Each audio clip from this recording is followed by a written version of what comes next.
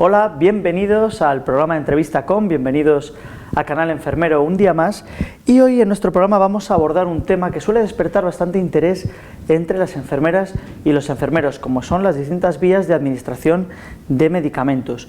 Y concretamente vamos a hablar de la vía subcutánea, que es una técnica que es mucho más desconocida y menos popular que la intravenosa o la intramuscular, y que sin embargo ofrece muchísimas posibilidades y ventajas, como nos va a explicar nuestra invitada de hoy. Ella es Belén Martínez Cruz, es enfermera de cuidados paliativos en el Hospital Gregorio Marañón de Madrid, ha sido presidenta de la Asociación Madrileña de Cuidados Paliativos, y lo ha dejado hace muy poquito, profesora de la Facultad de Enfermería y Fisioterapia de Salus Infirmorum de Madrid, y también pues es profesora en el Máster de Cuidados Paliativos de la Universidad Pontificia de Comillas. Bueno, tiene un currículum muy dilatado e importante, pero vamos a explicar por qué la tenemos hoy aquí. Y hoy la tenemos porque ella ha sido la coordinadora científica de esta guía que tengo aquí en mis manos, guía sobre el uso de la vía subcutánea, de recomendaciones prácticas, un pequeño manual que se ha editado, lo ha editado el Consejo General de Enfermería con su Instituto de Investigación Enfermera, y que tiene el aval de SECPAL, de la Sociedad Española de Cuidados Paliativos, y de AECPAL, que es la parte de enfermería de cuidados paliativos, y también cuenta con el patrocinio y el apoyo de Combatec. Y bueno, pues en esto han trabajado intensamente muchos autores de prestigio, de distintas no solo enfermeras, sino que es multidisciplinar, y se ha hecho un gran trabajo que ya se plasma y que está disponible de forma gratuita en la web del Consejo General de Enfermería para todas las enfermeras y bueno, todo aquel que le interese el tema. Y sin más, pues vamos a conocer a Belén y que nos cuente un poco más sobre la vía subcutánea. Belén, bienvenida a Canal Enfermero. Bueno, decía eso, que es un trabajo que parece que son pocas páginas, pero aquí hay muchísimo trabajo detrás, y además es una guía interactiva y tiene acceso a más información, todo está linkado y es muy interesante. Entonces, pero quería que nos contase un poco qué viene a aportar este documento y qué pueden sacar de ella pues las enfermeras que se lo descarguen en su ordenador, en su tablet, en su móvil o donde sea. Bueno, cuando surge este proyecto es verdad que empezamos a revisar que la última guía pues ya tenía unos años, ¿no? Y entonces dijimos, bueno, pues es verdad que seguro que hay actualizaciones, cosas nuevas que han salido, ¿no? Y como bien decías tú, pues es una vía desconocida. Entonces, bueno, pues para no andar con una guía que había publicado SECPAL pues hacía unos años atrás, hacía demasiado tiempo, más de 5 años, bueno, pues decidimos ponernos manos a la obra con el apoyo de Combatec y del Consejo General de Enfermería y hacer una nueva obra, ¿no? Una nueva guía que diera a conocer sobre todo a las enfermeras pues esas posibilidades que tiene la vía subcutánea, no solo en el ámbito de cuidados paliativos, insisto, sino en otros ámbitos, sobre todo, por ejemplo, el domiciliario. ¿Por qué digo el domiciliario? Porque a nivel de atención comunitaria se pueden evitar, por ejemplo, ingresos hospitalarios de gente con enfermedades crónicas, y se puede utilizar esta vía subcutánea, que el manejo es sencillo para los familiares o los cuidadores, siempre y cuando sean instruidos por su enfermera de familia y comunitaria, ¿no? Entonces, bueno, pues se pueden evitar ingresos en la medida, evidentemente, siempre seleccionando a aquellos pacientes que fueran subsidiarios de poder recibir pues desde una hidratación subcutánea para evitar una deshidratación hasta tratamientos con antibióticos, ¿no? Que eso llama mucho la atención, pero en muchas ocasiones ingresas al paciente por un tratamiento antibiótico intravenoso y ese mismo tratamiento también se puede dar vía subcutánea y puede hacerse en el domicilio. Claro, porque es como has apuntado, es una técnica con las que las enfermeras de paliativos, de atención domiciliaria, estáis relativamente familiarizadas, pero lo que venís a decir es que puede aplicarse a muchos más campos y con mucha sencillez. ¿En qué otros ámbitos sería exportable, por así decirlo, en un lenguaje científicamente incorrecto, esta técnica? Claro, o sea, cuando hablamos de pacientes paliativos, todos estamos pensando en ese paciente que está al final de la vida, ¿no? Y ahí se utiliza muchísimo, sobre todo en la situación de últimos días, para el control de síntomas.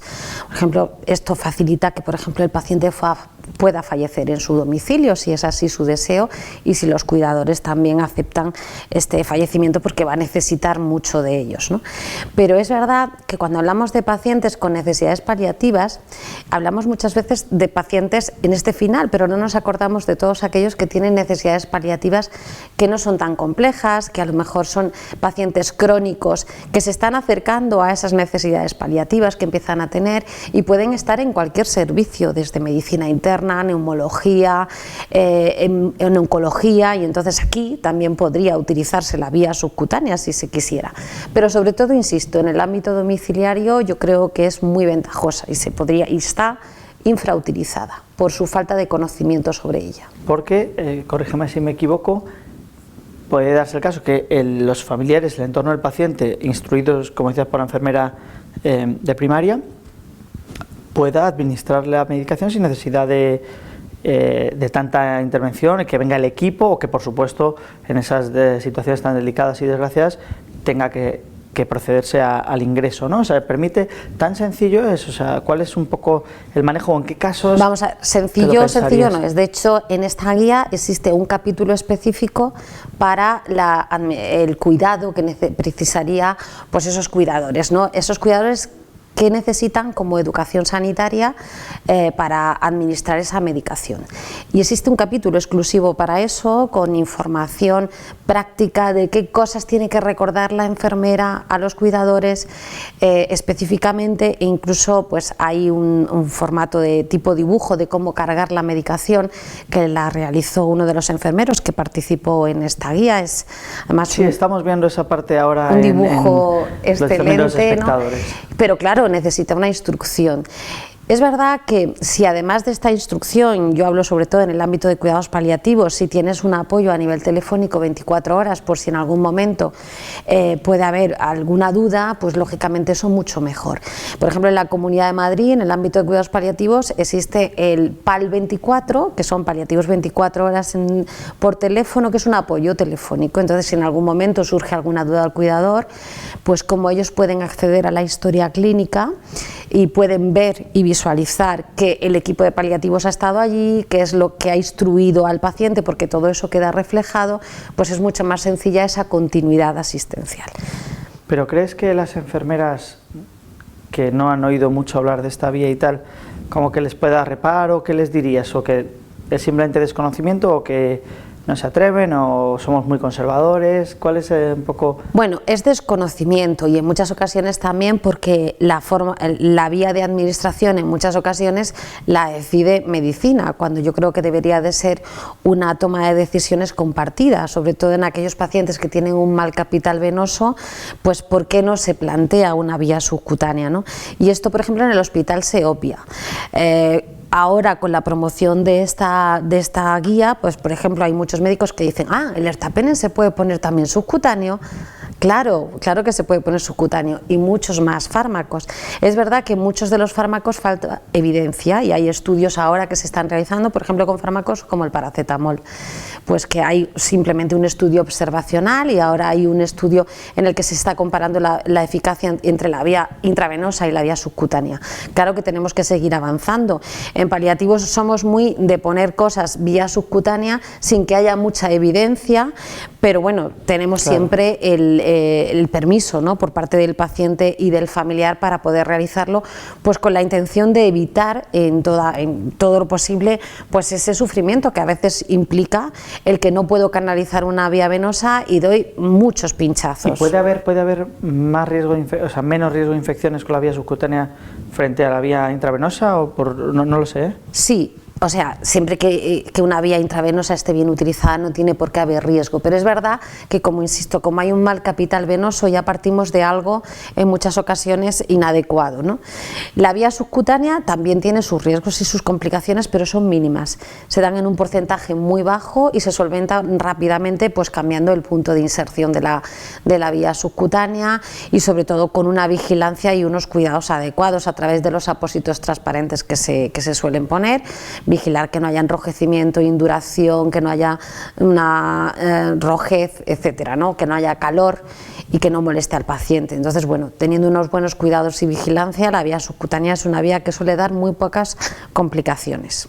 Bien, ya estamos acercándonos al final, pero no quería dejar de preguntar si el panorama es diferente en otros países de nuestro entorno. Si aquí usamos menos la vía subcutánea, pero que a lo mejor en países vecinos está súper extendida, o todo lo contrario, están en esta línea. No sé. Ese dato no te lo sabría dar, pero sí, por ejemplo, se me está ocurriendo en una búsqueda bibliográfica que hice sobre el COVID y los cuidados paliativos. En muchos hospitales que habían ingresado pacientes de paliativos con la enfermedad de COVID y que estaban en situación de últimos días, muchos de los fármacos que se administraron para el control de síntomas, sobre todo el síntoma más, el que era más persistente era la disnea, pues se utilizaba siempre una vía subcutánea. Y estoy hablando de estudios de Reino Unido, de Estados Unidos, ¿no?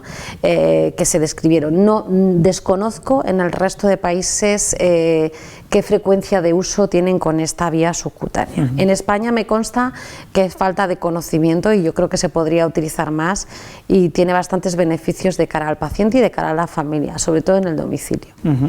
Bueno, pues Belén, nos quedamos con eso, y para todos los que decíamos hay desconocimiento de la vía subcutánea, pues para conocerla mejor y meterse en este mundillo con recomendaciones muy prácticas, que no, esto es cómo hacer qué, y en situaciones muy concretas, el tema ese de informar a la familia, ya lo que se van a encargar ellos de esa administración temporalmente, aunque con ayuda en remoto si es posible, pues va a ser muy útil para todos. Y os invitamos a descargarla. Vamos a poner enlace tanto en la descripción del vídeo como sobreimpreso para descargarla y echarle un vistazo, porque es un documento muy interesante en el que hay mucho trabajo y mucho cariño. Belén, ¿nos quiere decir algo de última hora? Sí, es que una de las cuestiones que planteamos el por qué hacer esta guía, porque justo en ese momento salió una guía también muy buena, hecha por una enfermera de Zaragoza. Nos planteamos, ¿seguimos con esto adelante o no? Y bueno, una de las cosas que vimos por las que deberíamos de seguir adelante es por actualizar todos los tipos de dispositivos que había diferentes de la vía subcutánea, y eso, bueno, pues nos llevó un poquito a continuar con el proyecto, porque insisto, salió una muy, pues a lo mejor si nosotros la hemos sacado ahora, pues creo que salió en el mes de diciembre, enero de este año, ¿no? Entonces, bueno, nos impulsó el seguir adelante, pues el poner todos esos dispositivos que había en el mercado, que en esta guía pues vimos que no estaban actualizados, y eso fue lo que nos empujó un poquito más a tirar para adelante. Perfecto, pues dicho queda, está súper actualizada con todos los dispositivos, técnicas y consejos de un equipo de enfermeras y médicos de primerísimo nivel. Bueno, pues nada más por nuestra parte, nos despedimos un día más, gracias por estar ahí y por seguir toda la actualidad enfermera en vuestro canal profesional, Canal Enfermero en YouTube, a golpe de clic, entrevistas, reportajes, documentales, informativos, toda la actualidad en vuestro móvil, en vuestra tablet, en vuestro ordenador. Nada más por nuestra parte, muchas gracias Belén por acompañarnos y nos vemos muy pronto. Adiós.